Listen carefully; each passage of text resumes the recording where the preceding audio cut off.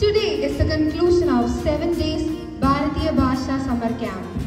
Language is the heartbeat of our culture, and today we are excited to explore the richness of languages, starting with Tamil. Let's dive into the world of words and rhythms that brings us closer to our heritage. Tamil, one of the oldest languages in the world, is a treasure trove of literature, poetry and philosophy. It's a language that has been spoken for centuries, and its significance extends beyond words to the culture and tradition of the Tamil community. Let's embark on a journey of imagination and storytelling in Tamil. Our young storyteller, Neha Krishna of class 8A is ready with a Tamil story.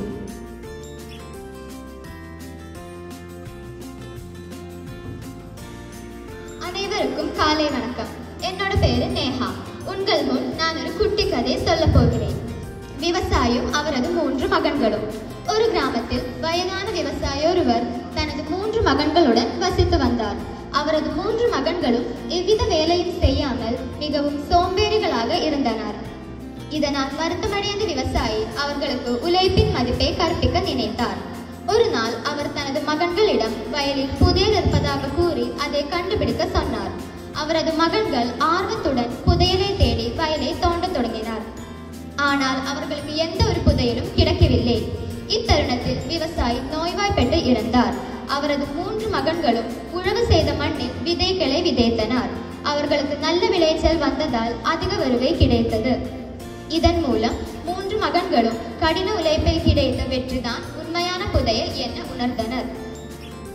நீதி உழைப்பே உயர்வு தரும். அனைவருக்கும் நன்றி.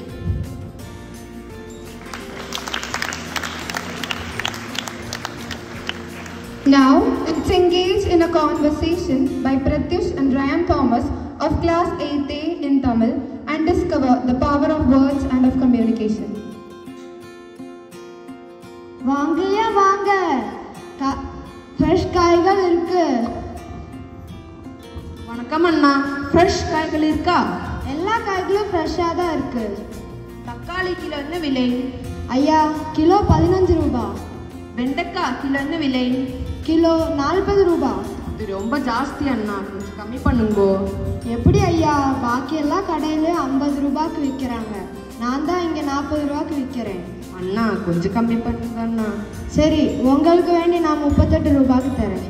சரி, தக்காளி 2 kilo, வெண்டைக்காய் 1 kilo போடுங்க. வேற ஏதாச்சும் வேணுமா ஐயா? சரி, 1 கிலோ வெங்காயமும் 1 கிலோ கத்திரிக்காய் போடுங்க. எல்லாம் சேர்த்துட்டு 120 ரூபா ஆச்சு ஐயா.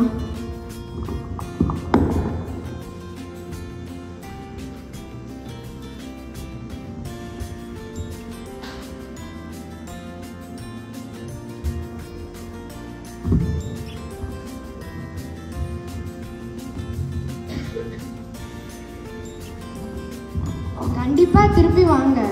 சரி அண்ணா. வாங்க ஐயா வாங்க, காய்கள் வாங்கிட்டு போங்க.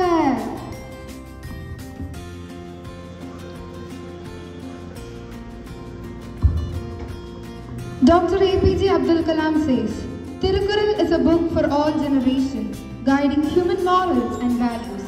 Let us listen to Trilojana of class 11th A share some Tirukkural couplets.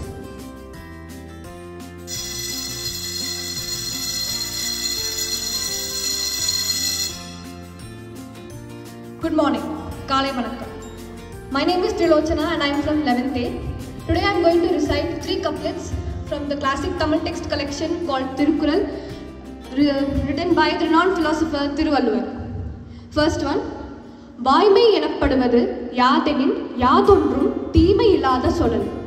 Its meaning is, truth is to speak words that cause no harm to anyone. I repeat, வாய்மை எனப்படுவது யாதெனின் யாதொன்றும் தீமை இல்லாத சொல். The second one, ஈன்ற பொழுதின் பெரிதுவக்கும் தன் மகனை சான்றோன் என கேட்ட தாய். Its meaning is, a mother's joy at her child being recognized for their wisdom will surpass the joy she felt at their birth. I repeat, ஈன்ற பொழுதின் பெரிதுவக்கும் தன் மகனை சான்றோன் என கேட்ட தாய். The third one, தீயினால் சுட்ட புண் உள்ளாரும் ஆறாதே நாவினால் சுட்டபடு. It means that The physical wounds caused by fire will eventually heal, but the emotional wounds caused by harsh words will leave a lasting scar.